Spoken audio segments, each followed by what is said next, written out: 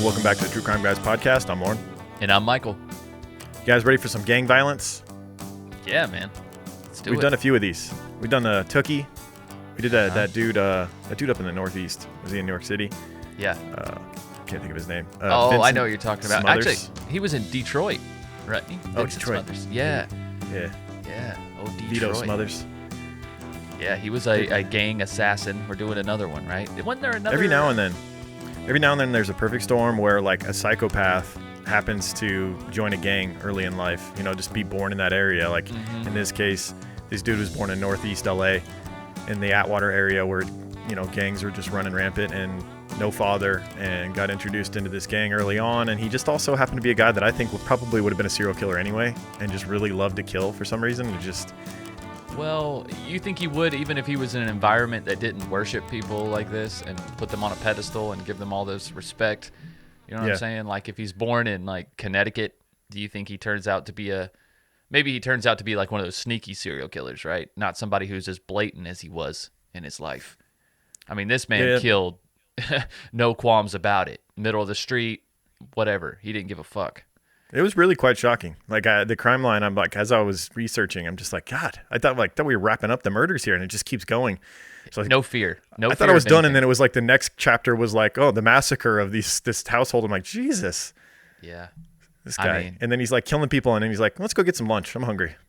Yeah, like, this guy made Tookie Williams look soft, bro. Right? I really, What if they would have ran into each other? I think this dude would have killed on sight. Tookie would have been done. Yeah. If they got weapons, this guy is pulling a gun. I mean, if it's a fist fight, Tookie gonna rip his ass apart. Yeah. Tookie's a one-punch knockout artist. Those fucking pythons he had strapped to his chest. Hell yeah. Too bad they didn't run into each other. Right. But yeah, man, this is a good one. A lot of murders in this one, and some pretty shocking tales throughout this whole thing. So let's do some gang shit. Lives up to his reputation, the Monster of Atwater. Let's get into it. Let's do it. So the guy name is Timothy McGhee, and he's from Atwater Village, or he's at Atwater Village, or something like that. But anyway, so what happened? I'll tell this story real quick. Corrupt and the realist had just came with me getting off the plane in Sacramento. This is when shit was in Sacramento. And got them all to go up to Echo Sounds that day. So I don't know if this guy was mad because they was in his territory or his neighborhood. If one of them got into it with him at the liquor store, or I don't know the reasoning behind it. But this dude rolled by on a motorcycle and let them have it. Shot them all up with an AK-47. I remember the realist got shot. Big draws. He died from his gunshot wound. Peter Rock and Big C Style was inside. That was an incident that happened on a Sunday night.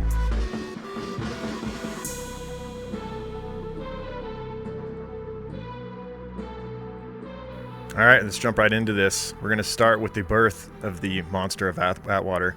Timothy Joseph McGhee was born on April 27th, 1973, in Los Angeles, California. What was the when was the riot in LA? Because I'm thinking of that Sublime song. Was it? It starts out with the date. And I thought it was April 27th, but it was 1992. I think was the year. But like, wasn't it April something? Was the riot? 1992. And what was the date? April 29th. April 29th. I knew it was close, man. I'm just thinking of that Sublime song. Yep, really close, man. Like, 20 years earlier, but yeah. Right, of course, yeah. Right. All right, so he was born in Los Angeles in 1973. Shares a birthday with Lizzo, Frank Abagnale Jr., who we've done a whole episode on, the Catch Me If You Can episode. Catch Me If You Can. And then a radio legend, Casey Kasem. Kasem's Countdown. Casey Kasem. Okay. Got that legendary radio voice. You're not? No, if you heard his voice, you would know. It's Casey Kasem. Yeah, he's just like the stereotypical radio guy. It was like legendary. Oh, okay. Yeah, like all radio stations are like basically out of LA now. It's like it doesn't matter where you live. Oh, yeah, it's all syndicated, right? Yeah, it's all syndicated radio, no doubt. Like you have the same personalities across the coast. Yeah. It's crazy. It's like the alternative rock station here in North Carolina. It's like if you go and listen to the alternative rock station in Vegas, it's like, they're different names, but it's the same. I don't know. It's the same characters doing the same. It's the same feel. It's unreal. I'm pretty You sure can tell our local guys, Dave and Mahoney, have made it. Like they've been. I think they pretty sure their show broadcasts in other states and stuff. Like they're syndicated. Yes, they now. do. They do. Which good for them. They're Mm-hmm. good dudes, local guys, Vegas guys. Yeah, absolutely. We got here in Charlotte. They got a duo named Woody and Wilcox, and if you look them up, course. don't because you can listen to anything, Woody right? and Wilcox. I know, right? It's the same. They're just like Dave and Mahoney. Like Wilcox is Dave, and Woody is Mahoney. Like they're the exact. They're interchangeable. Yeah. The personalities. It's just funny though, because when you dynamic. hear another state's guys, you're just like, they sound stupid. But then our guys, like Dave Mahoney, probably sounds stupid to other people, but like we're so used to them. You know what I mean? Yes. Like our lawyers, like Glenn Lerner and all that shit, are just like used to these guys. And then you hear someone else's, you're like, that guy looks dumb. You're like, well, Glenn Lerner's pretty dumb too. Yes, exactly. Those heavy local hitter. lawyers. Now, Glenn Lerner, though, he's another guy that's all over he's the all place. over the place. Yeah, you're right. He's in Chicago and shit. 87715. Oh Lord, they know how to market, dude. You got to give them that. No doubt. All right, back to the show. Yeah, So back Timothy McGhee was born in 1973 in Los Angeles, California. His father abandoned him as a young boy, leaving the family and moving to Alaska. So Jeez, no he father should have took figure. his son. Yeah, his life would have turned out quite different, I think. Yeah, Had he moved to Alaska, probably maybe been he could like have take out his love for killing on wildlife out there. He could have been That's a what I was gonna prolific say. hunter or something. He could have been like a badass survivor out there in Alaska. And Or he would have you been know. the next Robert Hansen. oh, yikes! True, true. I forgot Didn't about think of that. did you? No, I did not. The old Alaskan hunter, Robert Right. Hansen. So locals recall McGhee as a typical kid when he was younger who often skated in the neighborhood. But being without a father in a neighborhood like Atwater Village during this time seems to have drawn him into the brotherhood of street gang life. And Right. by 16, he would be doing some serious activity. And before long, he would make his name as one of the most ruthless members of Northeast LA's TRV gang, which we'll get into, the Toonerville 13 gang, which I hadn't heard of. There's a lot of gangs in LA, man. Like this is Dude, not even there's one of so the top many. end ones. This is like kind of a secondary, but Yeah, it's literally like every neighborhood has their own gang. no and they have disrespect all to, these... to TRV. I don't want them showing up at my doorstep, but No, hell no. No. Totally respect. Yeah, whatever. totally respect what you do, guys. It's just we haven't heard of. I guess it's a good thing, right? I mean, wouldn't it be better to have if you're doing this type of activity Fly on under the regular, radar a little bit. I don't know. Yeah, I think they wouldn't you? want their brand to be number one. That's the whole Okay. idea. That's why you're Well, taking you out gotta- the competition all the time. Well, you got to rap about it in songs if you want to be number one, and we don't know about it otherwise. Yeah, right? and then you got to be you like kill the, the Crips other and the rappers Bloods. that are rapping about different gangs, like Yeah, our boy here does, McGee. McGee. Yeah, That's like such a non-intimidating name. I know, Tim McGee. Oh, Sounds McGee's like a gonna get you. snowboarder or something, It's like, okay, what is he, like a professional golfer? Like, Right. What the fuck, Tim McGee? That's why they called him Wedo. And what else they call That's him? kind They of a call- cooler name. Yeah. So, Toonerville gang, let's go into the history of this gang. The gang took their name from a television show called the Toonerville Trolleys, and they were established sometime in the 40s or 50s. They based their name off these trolleys that would drive through the center of town. Since train tracks went through the center of Varillo and the sound of the trains were frequently heard in the area, the name seemed fitting for the young founders. Toonerville is generally found in the northeast Los Angeles neighborhood of Glendale and a few nearby municipalities. Toonerville, or TRV 13, has a history of brutal violence and murder against enemy street gangs and the police. Young Timothy McGhee here would find his way into this gang and find a home with them, and honestly become the most infamous member of their gang because of his ruthlessness. Oh, no doubt. He put them on the map. Yeah, and as a Caucasian, as a Caucasian of Scottish and Mexican descent, McGhee was not a stereotypical Sereno gang member, which resulted in nicknames like Wedo and Eskimo. So yeah, they were constantly giving him nicknames, surrounding his white heritage or whatever. But he looked white, but he was also, at least at least a quarter Mexican, if not half. Oh, yeah. He kind of had like that Mexican stash going on too, and then of course he usually sported a shaved head, which was very typical for those, those LA gangs at the time. I guess probably still is. Yeah, if you're watching the YouTube version right now, I'm sure there's a picture of him up there. Intimidating looking guy and very fit. He took a page out of Tookie's book as far as like, his image being part of the whole thing, being an intimidating figure and being in good shape, being able to outrun the police and things like that is important as well as run down your enemies. Yeah. If you're gonna have a lot of enemies, you might want to stay in shape. Yeah, it might be a good idea.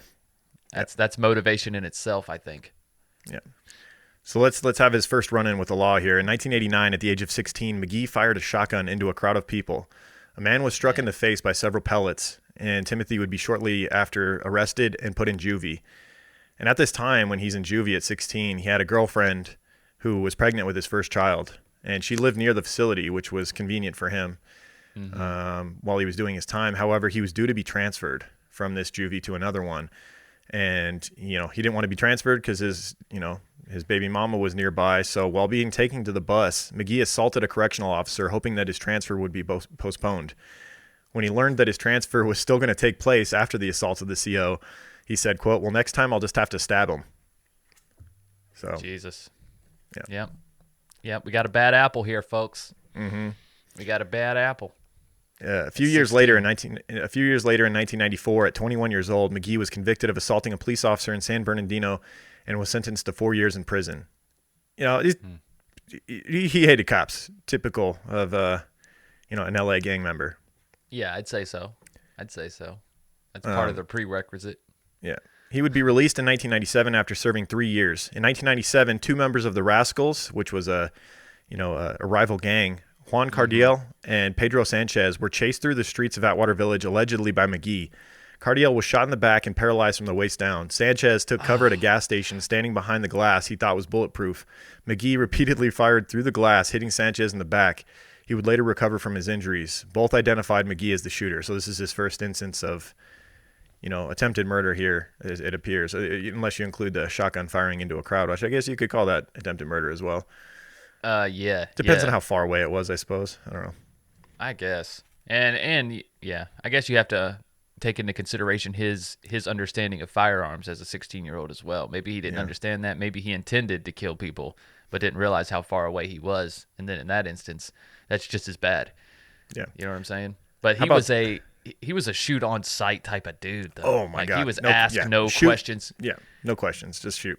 Yeah, if he saw you and you were against him or known to be, what's up? Yeah. I was just going to say one instance of this coming up where he did ask questions was, the guy that, had a shirt on and his tattoos for his gang affiliation weren't on display. And McGhee walked up and asked him, if he was in a gang. We'll get to all that. But there was a time or two where he asked questions, but, zero hesitation to fire upon anyone from a different gang, but also killed random people too. We see that in one instance where there's just a random kid that he just killed just because he wanted to kill. Yep. But how about this Sanchez dude's hiding behind glass that he thought was bulletproof? Turns out you were wrong on that, buddy. God, I wonder where that was at though. I wonder if it was was it a gas station or whatever? Yeah. And also, if you're gonna hide behind glass, especially if you think it's bulletproof, why would you turn your back? I don't know. Bulletproof glass is pretty rare. It's not like. What do you say? 99% of glass is not bulletproof. I mean, at least it's quite a gamble you're taking there. Who can afford that shit? I mean, or like Lexand or something like that. That shit's expensive. Yeah. I mean, I don't even know where he found glass that he thought was bulletproof. I'd like to know more about that. Unless you're running into a police station, I'm pretty sure all their glass is bulletproof for obvious reasons. But yeah, should be, or a bank. Right. Maybe. If you run into a gas station, the only places that's going to be in a bad neighborhood, the only spot that's going to be bulletproof is where the employees behind the counter. That's it. Not like the glass at the front door is not going to be fucking bulletproof. Exactly. So unless I just can't imagine he ran behind the counter of a convenience store. Yeah. So let's go on to what's believed to be her first homicide. I can't say for certain just because of the rate at which this guy killed. It's it wouldn't surprise me if he killed someone prior to this and got away with it. Right. Yeah, you have to take all this with a grain most of his murders. I mean, he's assumed the shooter for most of these, but he only ends up later on getting convicted of a few, and he's killed well above 10. And these are just the ones we know, Lauren. You know what I'm saying? That's what I'm saying, dude. He was just randomly shooting people every day, it seemed like. So a guy with a rap sheet like this, there's no telling the violence he's caused. Yeah. The wake of death he's left. I mean, and I mean, who's gonna rat on this dude too? It's like, who's gonna snitch on this motherfucker? Not me. You know? Exactly. You could be the most morally correct person in the world, and you're not gonna snitch on this dude. Like, we saw one young lady that was brave enough to do so, and that didn't go so well. No. That was a horrible part of this story. Yeah, we'll get to that. Yeah, so on October 14th, 1997, while on parole, 24-year-old Tim McGhee committed what is believed to be his first homicide. Tim and another Toonerville member drove south into Frog. So this is another thing he would do. He would drive into enemy territory on a regular basis just to look for dudes to kill. Literally just doing it. Going to battle, I guess you could say. It's like, I guess, but like, isn't that the whole point of having the gangs, is so you have your territory, they have theirs? Right. Like, why would you go to theirs if they're not coming to yours? It's like, I feel like it's get senseless. your street cred up, dude. I guess. Yeah. I guess just to be like, oh, I go where the fuck I want. And because you're a psycho and you love to kill people. You're looking for a reason. Yeah. Yeah. Really, yeah. I'm sure he was the type of person that took every little slight to heart and was like, it must be avenged with a death. Right. Yeah, so on October 14th, 1997, Tim and this other Toonerville member drove into Frogtown territory, one of TVR's biggest rivals in Atwater Village. They spotted 23-year-old Ronnie Martin, a member of Frogtown, standing outside of a recreational center. They approached him and asked what gang he affiliated with. Ronnie naturally denied being a member of any gangs, as you see these two members of a rival gang approach you with guns in hand. McGhee and the other man lifted Ronnie's shirt to check him for gang tattoos, at which point they spotted the Frogtown. Do you imagine that moment, being Ronnie? Like, as soon as they lift your shirt what they're going to see, and it's over. Yep. So they lift his shirt, they see the Frogtown tattoos, and they know that he lied to him, and they basically open fire on him, with McGhee standing over him and emptying his magazine. Martin was shot 28 times and pronounced dead at the scene. Jesus Christ. You see what I'm saying? Like, this is outside of a recreation center. This is not broad daylight. I'm pretty sure it was not in daytime. Right. This is not in an alley. This is not in some junkyard where in movies they do deals. Like, this is out in the middle of the fucking street. Yep. Like, this dude was brazen 28 times. Emptied the clip on him. Like, just for having a tattoo.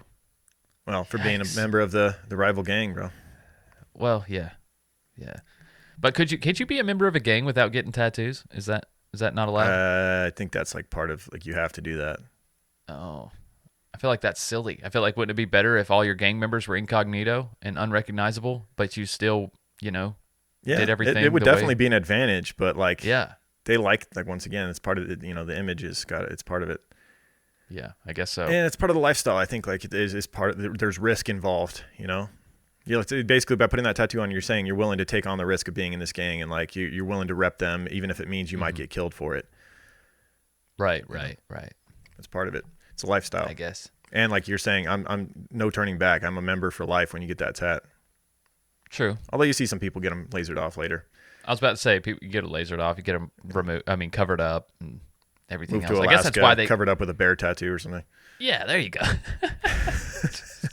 Go to Alaska, some bear just fucking scratches it off for you. There you go. That's all you gotta do. Put some fucking peanut butter on there and lay out in the woods for a day.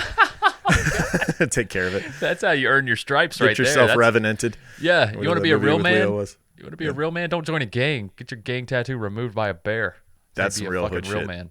Yeah. So, of course, McGhee was not linked to this homicide until years later. I think these were areas where police were very, like, hands-off. They're like, I'm not going in there. Fuck, you see what happens. Like, a lot of times they were setting these police officers up. They would making phony calls to get them to come in, and then they were throwing shit in the road and trying to basically trap them so they could kill them. Oh, yeah. Yeah, so it's all, like you say, it's all a fear tactic. You just want to gain that respect. You want them to be so afraid to even enter your neighborhood that you can do whatever the fuck you want. And they're not, I don't think they're typical homicide investigations a lot of times in these really heavy gang areas where, I think they have this viewpoint of like, well, let them kill each other. Like, it's not right. I'm not saying that's right, but I'm saying I think there's an element of that at a certain point. No doubt. And that's what makes me think that McGhee has gotten away with a lot more murders than what we know. Absolutely. Because how many didn't even get investigated? How many were just written off as just another gang member slain in the streets? Yep. The guy that got killed was a gang member. The guy that killed him was a gang member. Who cares? Just one less gang member on the street, the way they're looking at it. Right, and they know that other gang is gonna retaliate, and then that gang member that did the murder is probably gonna get killed anyways, and back and forth. Yeah. Yeah.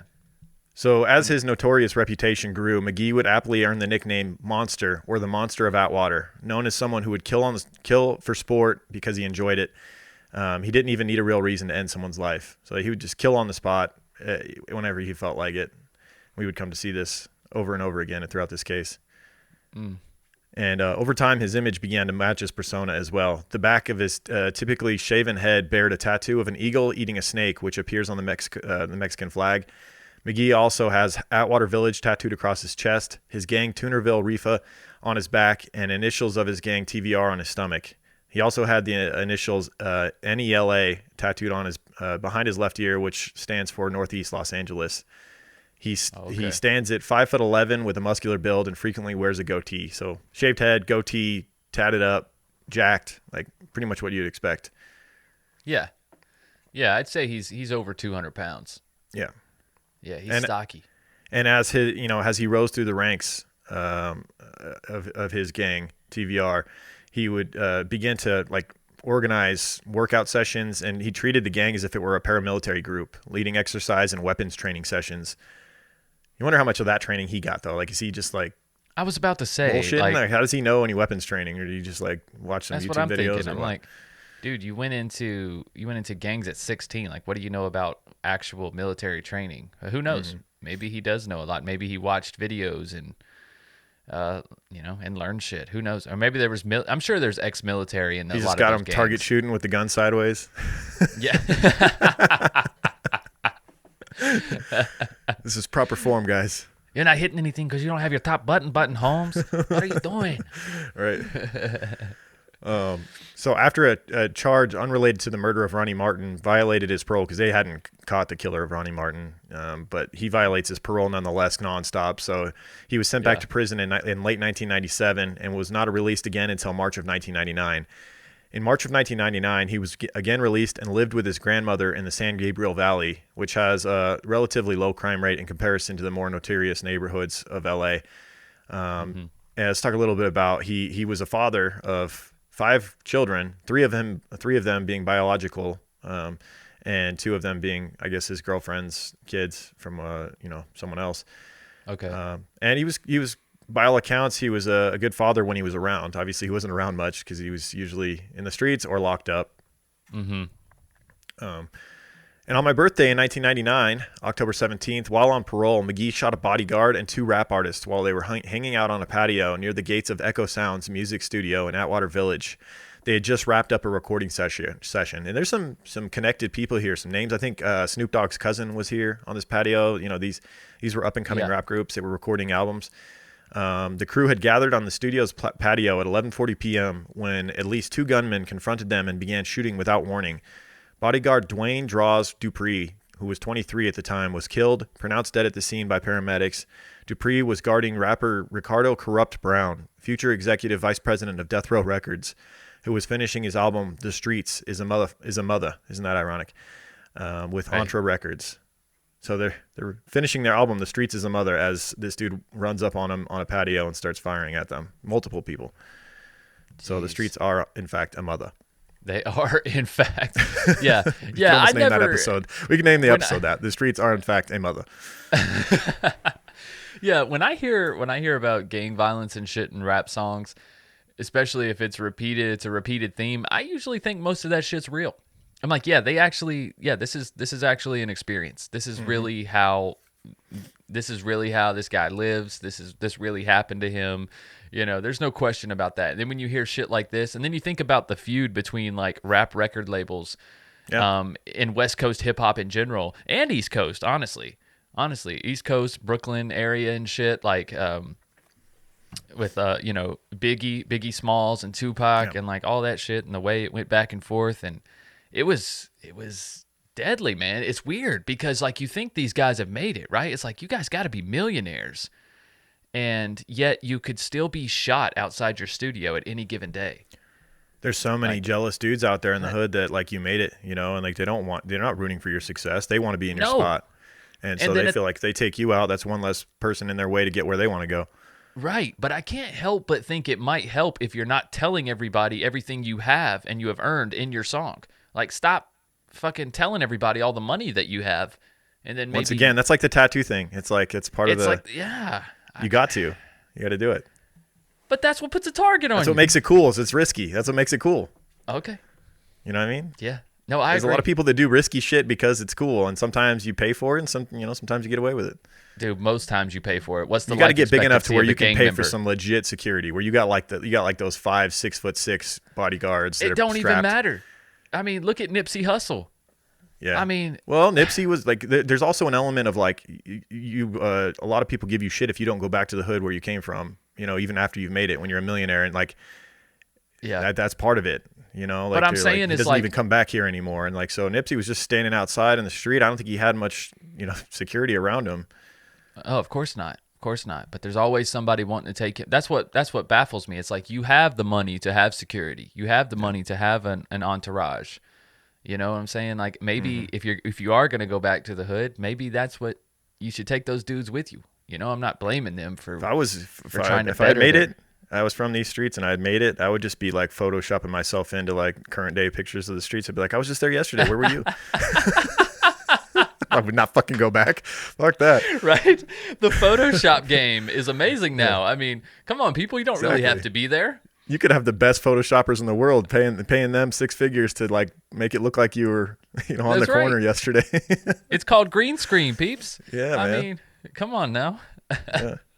I was might down be in onto Atwater something here. yesterday. What are you talking about? Where the hell were you? Look, here I am. Look at my Yeah. Facebook status. Exactly. Oh, you might be onto something there. Yeah.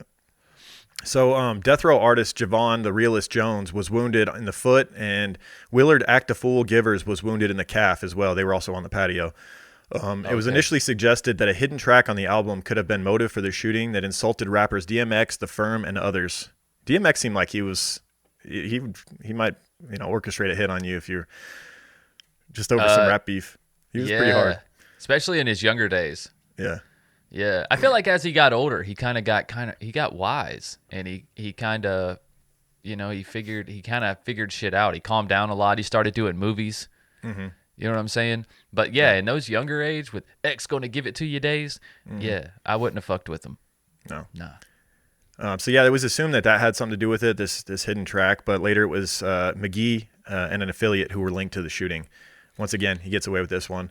McGhee was again returned to prison for parole violation in February of 2000. So he's like going around killing everybody, but it was always parole violation that would get him.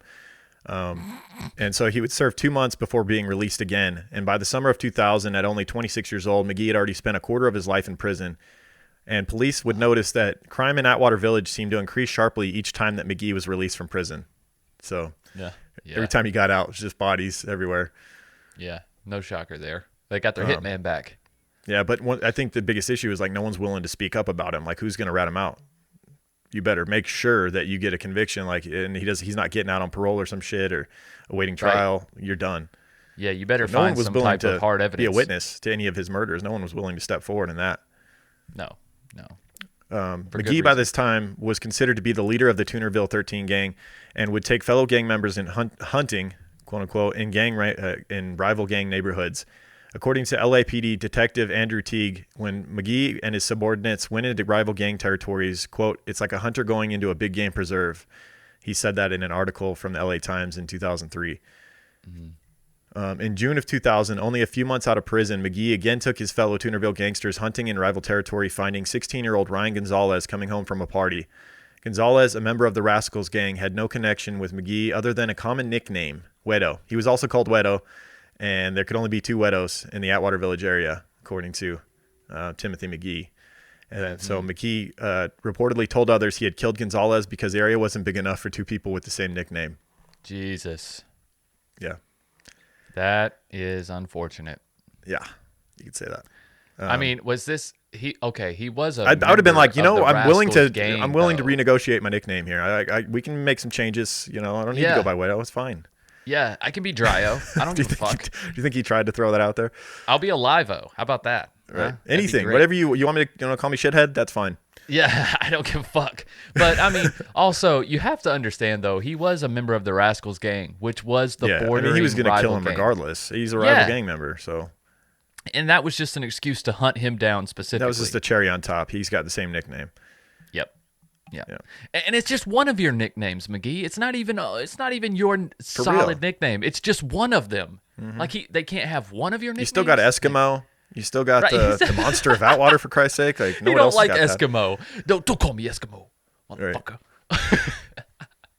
Right. So yeah, Gonzalez or Wedo was fatally shot on the 3300 block of Silver Lake Boulevard in Toonerville Gangtory near Atwater Avenue Elementary School. No, of course, near an elementary school. Jesus.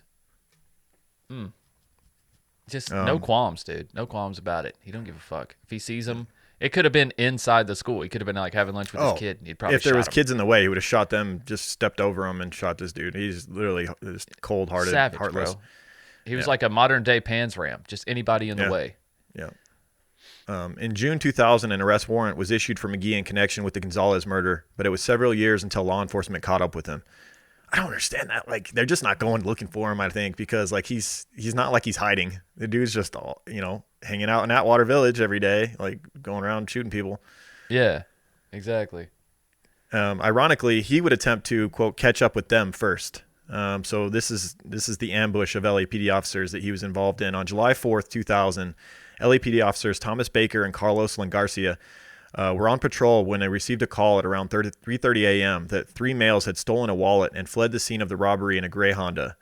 Upon encountering the vehicle traveling in the opposite direction, the officers made a U-turn and attempted to stop the vehicle.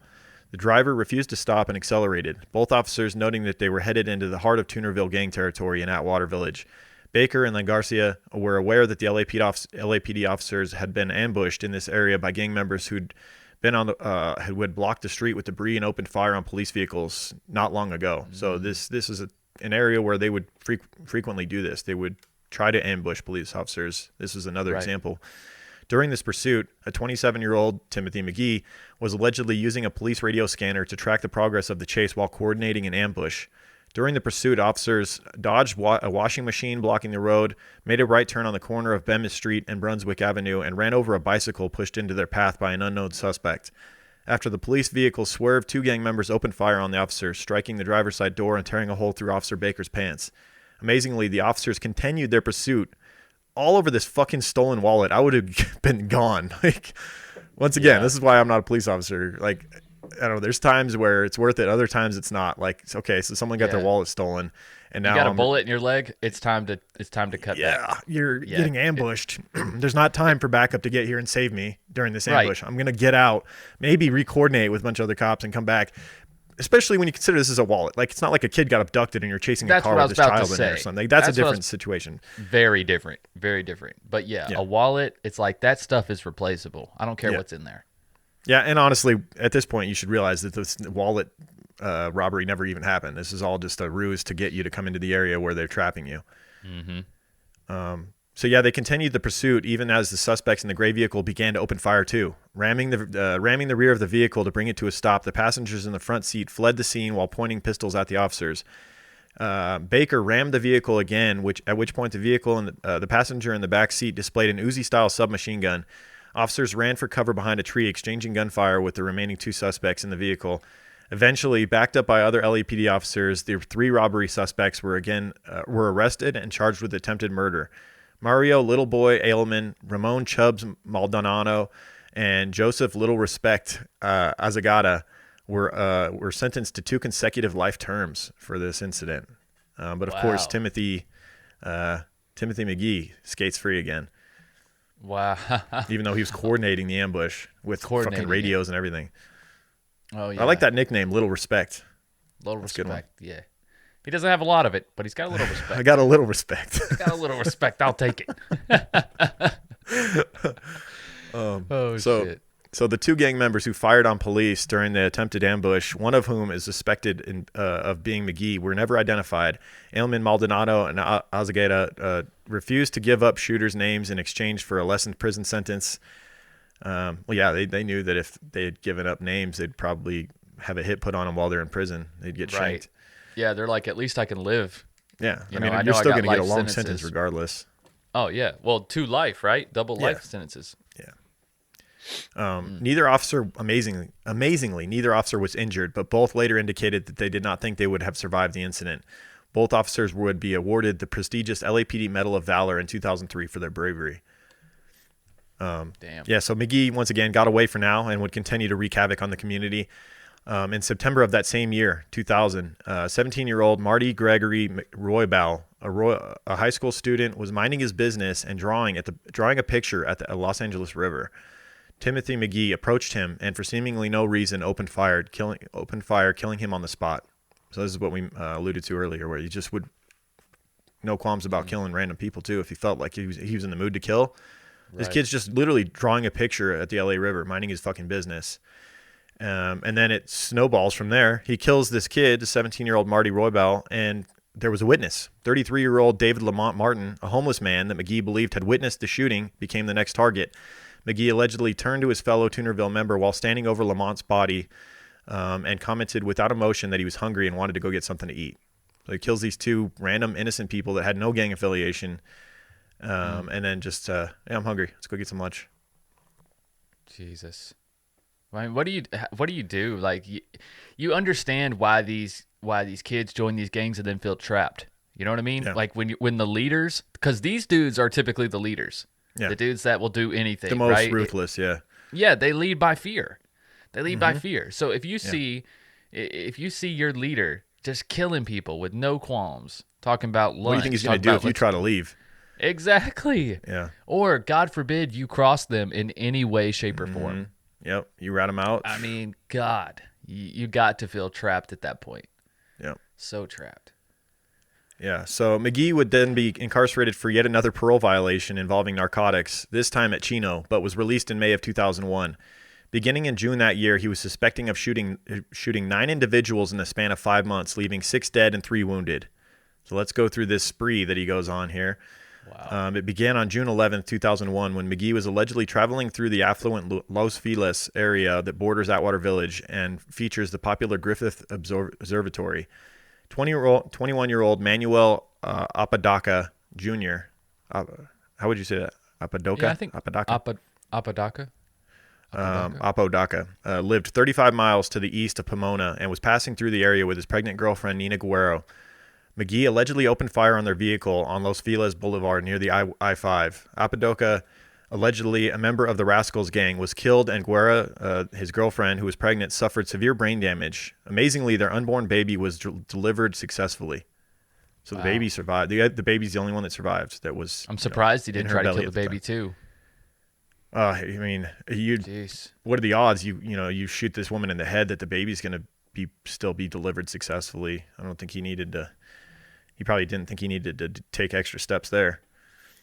Yeah, well, I mean, we're talking about a guy that just killed some kid by the river drawing a picture. So I thought, you why could not see it going in the through his head. bloodline? Someday this baby's going to be my enemy.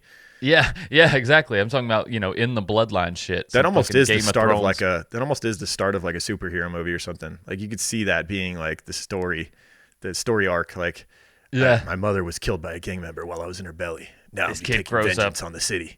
He's like the ghetto Batman. Yes, dude, Yeah. that's a movie. There's something there. Yeah. I think it's been done plenty of times, but still could be a cool twist. Yeah. Then in July, another 21-year-old, Carlos Velasco, was working at a furniture warehouse in the North San Fernando Road in Atwater Village. McGhee allegedly drove by and saw the stranger. He ordered a gang affiliates to kill the man because he did not recognize him. The murder was carried out successfully.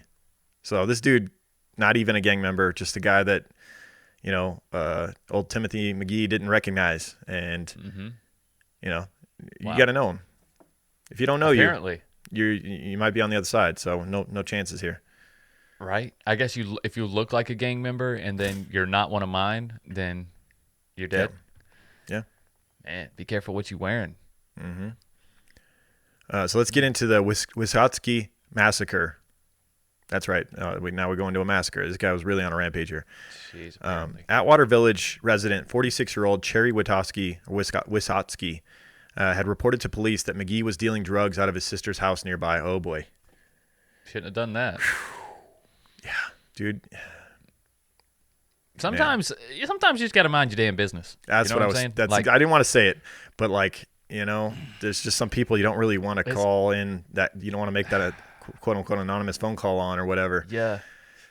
Ugh. It's like, I mean, and then I don't know. I mean, I understand the crowd that it brings to your neighborhood and whatnot, but like, who's really gonna fuck with the neighborhood with this dude here? Right. Like, in a sense, it's kind of like a protection, but yeah, I mean, Yeah, how could she? until your how could she nephew have comes known? We over can't- until your nephew comes over to your trailer for a birthday party or something, and he happens to look like a rival gang member, even if he's not, and the next thing your whole family's fucking massacred. Like, that's the Exactly. thing too, is like, That's- it's not the best protection, because like you just never know like what the hell he's gonna do. Yeah, he's unpredictable. This is a good example right? of And it he here. serves his own motives. Yeah, So yeah, he's totally unpredictable. he fulfills his own And- prophecies. And let's not victim blame here. There's no possible way No, she could have known who she was No. dealing with. There's no way No. you know. You who report you're your dealing neighbor with. for dealing drugs. That's fair enough. Pretty Right. sure my mom's done that at some point in our old neighborhood that was pretty sketchy. Yeah. So Sherry would make this phone call and report that, McGhee was dealing drugs out of his sister's house nearby. And on August 8th, 2001, McGhee would show up and kill Wysotsky, as well as two witnesses to the crime, 64-year-old Mary Ann Wysotsky, which was Sherry's mother, and 38-year-old Byram Robinson, a friend and neighbor. So this poor guy was just happened to be there at the time. He's a friend and neighbor, and because he's a witness, he gets murdered as well. What's up, creepers? Today I want to tell you about another amazing podcast that we know you'll love, entitled What Was That Like? Podcast, with episode titles like Dan was mauled by a grizzly bear, or Diana survived a plane crash, or Whitney was shot 12 times. You can't help but click play. And the best part is, the people who lived through these crazy events are telling you the story themselves, bringing true authenticity and detail to the story that just wouldn't be possible otherwise. The episodes often include actual audio from the event, like 911 calls and etc. Scott, the host, he does his best to get out of the way and let the guest tell the story with little to no interruption.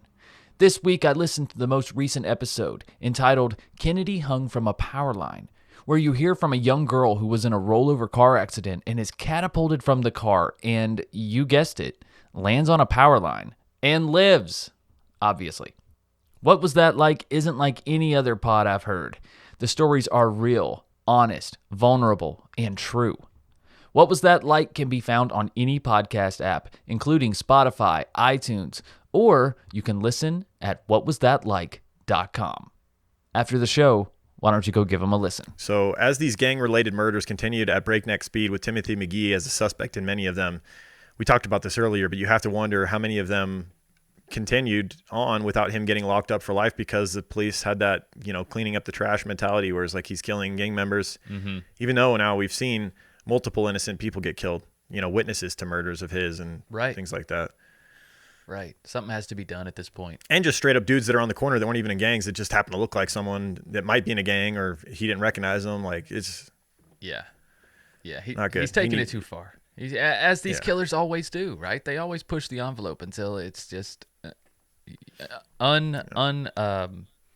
don't know. You just can't ignore it anymore. Yeah. So on November 8th, 2001, McGhee was allegedly prowling the streets with fellow gang member Eduardo Limpy Rodriguez, seeking revenge over the death of a comrade hours earlier. Armed with handguns and rifles, they came upon rival gang member Dwayne Natividad on Hollydale Drive. Natividad was driving his Mitsubishi Montero with his girlfriend, 25-year-old Marjorie Mendoza, and her friend, 16-year-old Erica Ree. Mendoza and Natividad had 3 children: Mark, who was 5, Justin, who was 3, and Nathan, who was 1. Hold on a second. Relax. They weren't in the car at the time, because I know immediately as I was reading this, I was like, "Fuck no!" I know, right? Like a 5-year-old, a 3-year-old, and a 1-year-old. I have a 5 and a 3-year-old right now. I'm just like started like panicking, but thank God they weren't in the car, because he would have, without a second thought, killed all of them. Oh, absolutely. In order to get the guy that he wanted. Absolutely. And just to ensure there were no witnesses. Yeah. I mean, even a 1-year-old maybe could mumble something that it set the cops on, Yeah. Gosh. I wouldn't put it past him to kill a 1-year-old just for the fun of it anyway. Like, forget the whole witness aspect of it. He just enjoyed killing. Yeah, he's a savage. And I could see him being like, well, I haven't killed one of these before. Let's try this out. Yeah, I really could see him saying that. Yeah, me too. So at 12:01 a.m. on November 9th, as Natividad pulled up to a residence, McGhee and Rodriguez pulled in front of them, exited their vehicle, and opened fire on the Montero without any warning or verbal altercation. Natividad ducked and was struck in the right hand, while Reed ducked in the back seat, avoiding injury. As her boyfriend threw the car in reverse and accelerated away, Mendoza was hit multiple times and was driven to the Glendale Memorial Hospital, where she later died. Toonerville gang member Eduardo Limpy Rodriguez, who was one of the two shooters, him and McGhee did this. Right. He was arrested the following day. Somehow McGhee got away again. What else is new? Detectives did announce on November 27, 2001, that another suspect, Timothy McGhee, was still at large and a warrant had been issued for his arrest. So they at least put it out there that, he had done this and they were looking for him. Mm-hmm. Now, they were able to tie him to this scene, right? Nobody ratted on him, but they were able to tie him to this scene somehow. Yes, that leads to another murder. Yes. Interestingly, this one was fucked. So Detective Timothy Neal noted that McGee's release from prison 6 months before, we talked about how the crimes had skyrocketed, but at the crime scene, 29-year-old Christian Duran, a friend of McGee's, learned of Marjorie's Mendoza's murder after McGhee solicited her help from that day, because at that crime scene, he's shooting at this car with Limpy Rodriguez. He accidentally dropped his girlfriend's cell phone at the crime scene. Oh no! Which would obviously link him to the murders. And so he asked this friend of his, Christina Duran, to go back to the crime scene and try and retrieve that cell phone that he had dropped. So now she knows about that he was one of the shooters at this murder. She was unsuccessful in finding the cell phone, and police had already located it and used it as evidence that McGhee was there. Mm-hmm.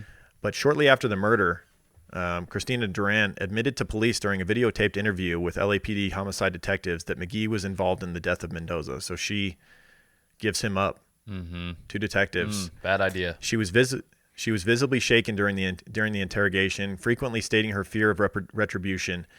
And 2 days after speaking with police, Christina Duran was executed on the night that she celebrated her 29th birthday, allegedly shot by McGhee 5 times in the right side of the head. See, I blame the police on this one. She should have been put in protective custody. Yeah, bro. I mean, come on. You have an absolute... he's still out there. Seriously. He's got nothing to lose. He's killed how many times? He's not afraid of prison. This motherfucker not afraid of death. There's literally nothing you can do with him. Don't put her back out there. What kind of animal you're dealing with at this point. They just didn't want to spare the expenses to put her in fucking protective custody, and she got killed 2 days later. That's some bullshit. Crazy. Yeah, that one hit hard. I was like, fuck, dude. She tried to do the right thing. Seriously. Yeah. I actually saw the videos of her slumped over in the back seat of the vehicle where he shot her. There's surprisingly a lot of crime scene photos for this guy, which I'm sure you guys are seeing them if you're watching on the YouTube channel, but it's crazy. Viewer discretion advised. Yes. So McGhee, in his spare time, wrote rap lyrics as a hobby, but never seriously pursued music. But many of his lyrics referred to his love of killing and his hatred of the police. Oh, imagine that. and specifically in regards to the Mendoza murder, his writings detailed some things. One line eventually used against him in court read, quote, "Witness protection won't work. Realize your rat ain't going to make it to the stand." So bragging about killing a witness before they can testify against him. So maybe they did have her in witness protection, just not very good. Maybe. It doesn't seem like. It seemed like she was at a birthday party, celebrating her birthday, and not smart. Maybe right? she didn't want it. Maybe she didn't. Maybe she was scared to tell him, but then she was like, "No, I still got to live my life." I don't know, man. Who knows? Oh, I would hope. He also took the time to write, quote, "Everything in this book is a work of fiction," inside his spiral notebook in case it was ever seized by police. However, this did not deter the prosecution from using it in his eventual trial. No. That's what I've always wondered that. I'm like, these rappers and shit that get arrested, it's like they can use those songs, right? I know it's like artistic freedom, but the jury's not going to see it that way. Right. It's still gonna sway their decision quite a bit. And you can kind of tell when people are telling the truth. Yeah, it depends probably on the level of detail. Like when you're saying the exact corner that you killed this person, and yes. When you mention their how name, many shots were fired, you mention their nickname, and then you mention police custody, and kind of get specific. It was 2:31 p.m. I had 5 in the chamber. I knew that would be enough. Yeah. It's like, Right. it's like, damn it, dude. So in the fall of 2002, a task force of as many as 60 local and federal investigators began to search for Timothy McGhee after linking him to numerous homicides. So they're finally putting the pressure on. They're actively like hunting him down, and they're using federal agencies and everything else to finally end this charade of him just going around killing whoever he wanted. Finally. LAPD detectives had enough evidence to charge him in a single case. That's another thing. They finally had enough evidence to at least know that if they went to trial, they could put him away for life for murder. Whereas all the other murders, they never had shit. You know, they never, like, he never left anything at the crime scene like this with this cell phone situation. And also they had a witness finally come forward. Now she's dead, but they at least had a videotape confession of her saying that he had done this. Yeah. So on August 28th, 2002, the LAPD appealed to the public for information regarding McGhee's involvement in the Mendoza murder, as well as the triple homicide involving Sherry Wizotsky. That was the lady that called in, you know, saying that he was selling drugs from his sister's home. Yes. A $55,000 reward was offered, but no one came forward. I fucking wonder why no one came forward. Yeah. You know, because the last time someone came forward, she ended up with 5 fucking bullets in her head. Yeah, and what good is $55,000 if you're dead, man? It's like, yeah, exactly. not gonna work. When it became clear that McGhee was running the Toonerville gang from outside of the state, the U.S. Marshal Service aided the LAPD in forming a task force with more investigators, vehicles, and even aircraft. McGhee was placed on the U.S. Marshal's 15 most wanted fugitives list on September 25th, 2002, wanted for questioning an additional 11 homicides. And even with the popular television series America's Most Wanted appealing to the public by filming a segment in 2003 dedicated to the search for Timothy McGhee. So they're using everything they can at their disposal to put the pressure on. Despite such a record of violence, McGhee had received surprisingly little attention from the national media before this point, with barely any coverage in Southern California even. In 2002, there would have been 11 individuals alive in the United States who had committed more than 12 homicides, him being one of them. So he's in an elite group of killers there. Apparently. I mean, and it's his clientele. That's why he flew under the radar for so long. Let's not be, let's not be coy about this. Yeah, he's not. If he was, he's not doing John Wayne Gacy here, killing young boys, right? Or Night Stalker shit, breaking into homes and killing just random innocent people in the suburbs. Yeah, exactly. Yeah. As Los Angeles Times reporter Jack Leonard put it many years later, even in a city with more than 150 gang slayings a year, Timothy and Joseph McGhee's murders stood out. So on January 10th, 2003, the LA Times finally reported that 29-year-old McGhee was wanted for his role in a dozen homicides, perhaps the notoriety that drove McGhee to flee the state of California. He'd already spent the last 6 months shifting between Atwater Village, Las Vegas. You know, we always get the Vegas reference or a North Carolina reference, it seems. Yeah. And Arizona, never staying in one place for more than a week. He would even throw off police by brazenly staying in rival gangs' neighborhoods. LAPD officer Andy Teague was quoted as saying, quote, "People know you don't cross McGhee. If you cross him, you're dead."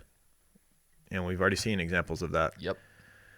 Too many. A break in the case came when a reader of the Mojave Desert News recognized 29-year-old McGhee from a photograph in the newspaper as a man who was living in Bullhead City, Arizona. Bullhead, Arizona, man. Bullhead City. I know that place decently. I've been to Laughlin many times, and it's just across the river from Laughlin. Yeah. Did the Laughlin River Regatta and spent some time in Bullhead City. It's a cool little town. Laughlin is a cool little town. It's weird. It is kind of cool. It's like everything they have going on there, and then they have like neighborhoods there, but you're in the middle of the desert. It's freaking weird. It's like you have all your necessities, but it still seems so closed It's off. almost like the Florida of the West Coast. It's like where like people, like old people that like to gamble but like want to stay warm. You know, as their joints hurt, they go to Laughlin. They go to Laughlin. It's cheap. It's cheap. You got the river. You know, there's stuff to do. You got casinos where you can go gamble. Yeah. It's an interesting place. Isn't that where right across the river from that is Bullhead City? Isn't that where that big biker gang fight went down in one of those Laughlin casinos? Yeah, dude, at the casino. Yeah, I forget which casino it was, but yeah, they would do that. Yeah, there's footage of it. You can watch. God, it all went down inside a casino, so you have like 1 million surveillance cameras. Yeah. Like you got every angle you could imagine of dudes getting shot and shit. Dude, it was crazy. People out there with clubs and firearms and fucking machine guns. Man. Like it was like the Mongrels, right? Yeah, wasn't it like the Hells Angels and the Mongrels or something like that? Yeah, it was like Mongols, not mongrels. Okay, Mongols, yeah. It was like 2 big motorcycle gangs that met up there and just had it out, man. It was insane. I'll never forget that footage. Y'all check that out on YouTube. Yeah, that's a good one. So right across the river from that was where Timothy McGhee was hiding out in Bullhead City, Arizona. Right on. So McGee's father happened to own a business there in Bullhead, making the lead credible. The witness led authorities, this is a ballsy witness here, led authorities to Ramar Street apartment on February 11, 2003, where McGhee had lived off and on for the past year. Finally, in February 2003, McGhee was captured in Bullhead City, Arizona, during a joint operation with the BCPD, LAPD, and federal law enforcement. After roughly 20 hours of surveillance, as authorities were preparing a search warrant and planning to raid the home with SWAT team, U.S. Marshals positively identified McGhee leaving the apartment with a female driver. Officers would pull over the vehicle at around 1 p.m., and McGhee was ordered out of the car and onto the ground in the presence of more than 25 officers of the LAPD, Bullhead City Police, and federal law enforcement. McGhee surrendered without a struggle, refusing to speak. When an LAPD officer who knew McGhee attempted to engage him in conversation, McGhee simply glared at him, smiling at spectators. You got no time to talk to them pigs. Right. Yeah, he's not going to. He wore a T-shirt. He was wearing a T-shirt that read, "Jump, run, jump, throw a donut," referring to the best way to elude a police officer. I love police, don't get me wrong, but that's kind of that is funny. You know, this, and it's even this fucking hardened gangster who just kills on the spot is wearing such a silly T-shirt is just odd to me. And it's funny that he got arrested wearing it. Yeah, absolutely. Another T-shirt was discovered in his possession that read, "Fugitive, can't see me." Well, we couldn't for a long time, apparently. It Yeah. had some truth to it for a minute.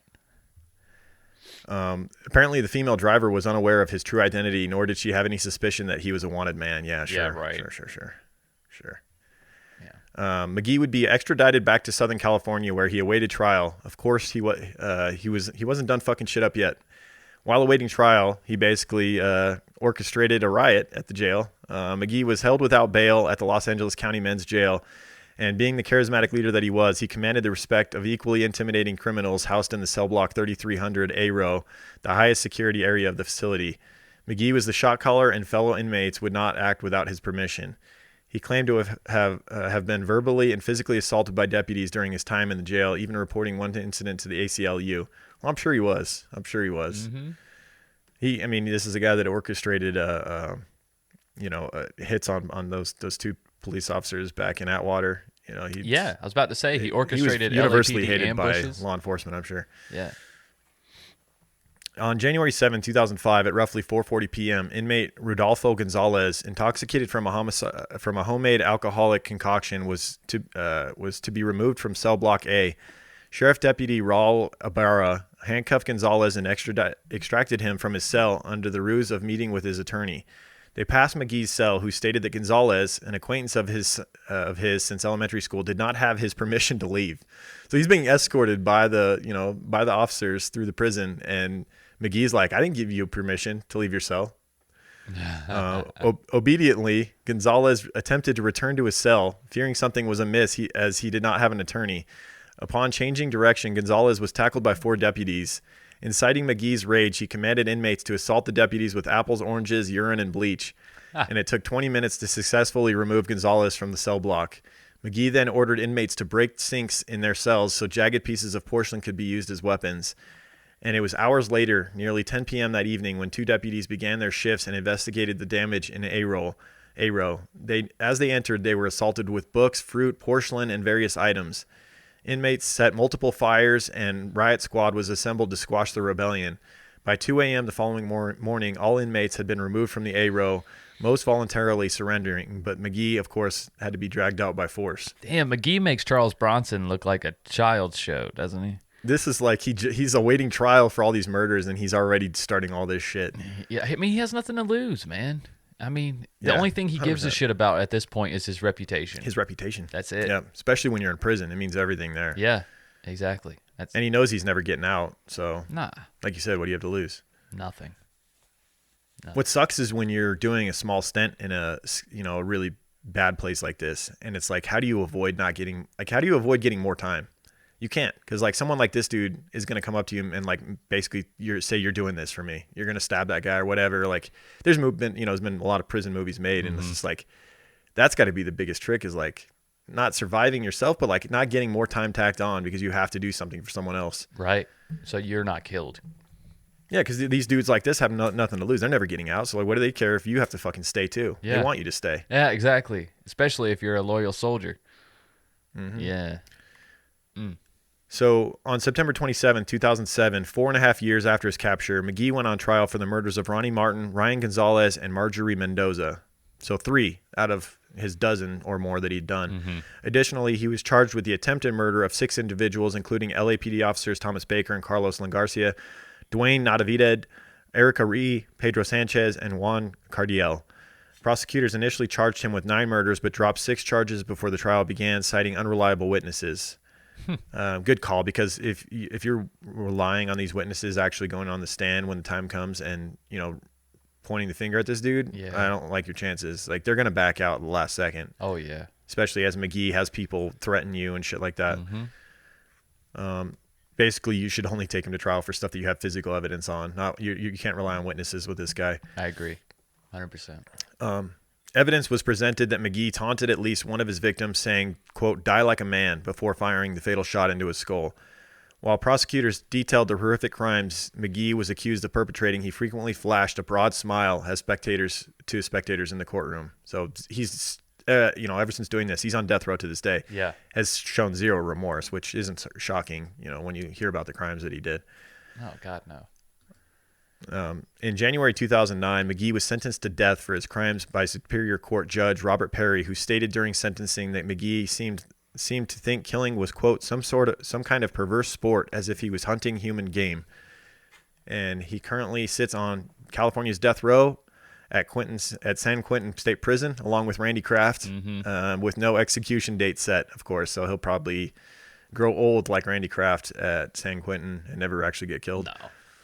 Yeah, he'll probably die. Unless he can. Well, he might just because he's not going to be quietly playing checkers and whatever like Randy Kraft. He's going to be actively fucking making issues there, and they might have to kill him just because he's costing them too much grief. Or somebody's going to come in for revenge from one of the rival gangs when he's old and he can't do that shit no more. When he's in his 60s or 70s, he might die a violent death. You know what I'm saying? Somebody seeking revenge. Yeah. During his incarceration, he has been continually involved in prison riots and violent attacks on staff members, and has still shown no remorse for his acts. And although his actions briefly placed Toonerville 13 in the national spotlight, they have since returned to a less significant status among the numerous Sereno gangs in Southern California. Well, they lost their leader, man. They lost their psycho. Yeah, you need that psycho to put fear. The monster of Atwater. Yeah, man. You need that leader to put fear in people's hearts, man. Yeah, somebody who will retaliate in such a crazy way. But I don't know. Yeah. I mean, I feel like gang violence has chilled out maybe a little bit because of a lot of different reasons. For one, property values have gone up, right? I mean, even in low-income areas, and then gentrification of low-income areas are really changing a lot of things and moving people and pieces around. Not saying that this life and these people still aren't out there. I'm just saying they got to hide a little bit more. They can't be as brazen. I don't feel like as many gang members in the 2000s are rolling around with huge, shirtless with big tattoos that take up their whole torso. I just don't. Yeah, and I feel like a lot of them give themselves away on social media too. They can't help but like constantly be doing live streams and stuff like that. And the police. I've watched a lot of the newer episodes of First 48. They're constantly tracking people's Facebook pages and shit like that, and they're giving themselves away. You'd be blown away the stupid things that people will post on Facebook. I mean. Not really. If you just look at the normal people, like the stupid statuses I see from normal people on a day in, I'm like, that is not even worth sharing. That's not even news. Like, what are you doing? So I've seen multiple videos of drive-by shootings where the person is live streaming and they get drive-by shot at. I've seen one where the dude was killed while doing a live stream. He's sitting on a park bench, and drive-by, and boom, his phone's on the ground and he's dead. Another one where these two guys were going at it, like over like Facebook Live or Instagram Live or something, and like you see the one guy's live stream, he shoots, and the other guy's like, he just shot at me and missed. Like you heard like the fucking thud of it hitting his apartment. Jesus. Yeah, it's crazy. And then it's a different world now. Yeah, everything's like broadcasted. Like, I was about to say. I mean, they're doing that for their protection and also maybe to get some revenge on the killer as well. Well, that kind of stuff gets a lot of hits on your live stream too. A lot of people are fascinated. Oh well, duh. Yeah.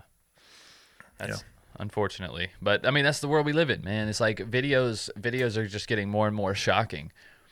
I mean, there was places to find these crazy, shocking videos when we were in high school. So, like, I'm sure if you, a quick search, if you want to see some crazy shit, it's out there. And I'm not even talking dark web. I'm not even talking Tor browser. I'm just talking Reddit. No.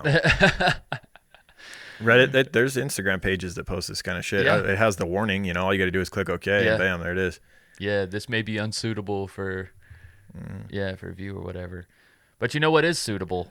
Oh my God, bro. It's suitable for everyone. I was gonna do a suitable segue. You beat me to it. I was gonna go a little different. I was gonna say what's not suitable is stinky armpits. Oh, okay. We'll use them both. That's right. Either way, guys, you need to get an all-natural deodorant that suits you, okay, and your lifestyle. Oh, I like it. Right? Like Oh My Gaia, for instance, which is an innovative all-natural deodorant, fragrance, and beard oil company specializing in paraben and aluminum-free products. Their innovative line of deodorants inhibit the growth of odor-causing bacteria while still maintaining effectiveness. At Oh My Gaia, they use only all-natural, paraben, and aluminum-free organic ingredients. And guys, the cool thing about Oh My Gaia is once you find a scent that you like, or maybe a few scents, I like to alternate between a few different ones, like Egyptian Musk and Barbershop and True Crime Pine, Sailor as well. Bunch of great scents. But there's tons of others like vanilla, cherry, almond, sandalwood, lavender, lemongrass, coconut, dreamsicle, leather, lumberjack, honeysuckle, fireside, another great one, in my opinion, bergamot, amber, pear, sweet pea. But when you guys find these scents that you like, you can also get them in beard oil if you're growing out your beard, or maybe scented oil, which is great for any unisex, right? And then of course the deodorant. You guys can't go wrong. All natural.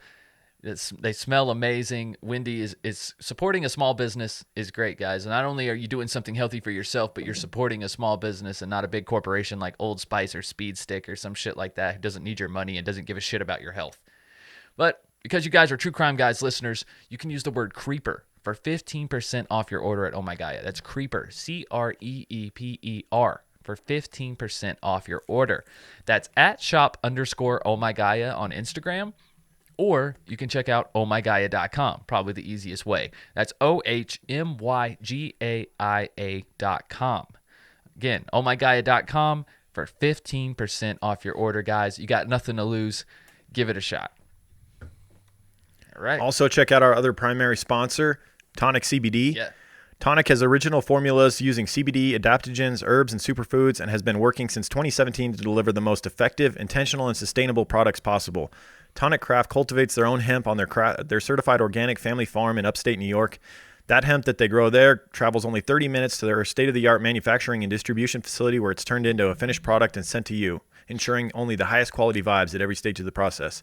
Tonic's farm-to-bottle CBD botanical blends are uniquely formulated to provide targeted support where you need it most. Mm-hmm. Each and every high-quality ingredient is thoughtfully selected for its ability to support and enhance the benefits of CBD, resulting in a more effective, well-rounded, and consistent wellness solution for your body and mind. They have a bunch of different blends depending on your needs. Chill Tonic, is one of my favorites. Helps with anxiety. It has ashwagandha, lemon balm, and passion flower to deliver a super calming effect. But it's also really cool that they use black seed oil in a lot of their blends. I also love how easy it is to verify their products. They have a microchip on the top of each of their containers. When you get it, you tap your phone on there, and it'll link you to third-party lab reports, product information, details about their farm, and even helpful blog posts to provide you with CBD education.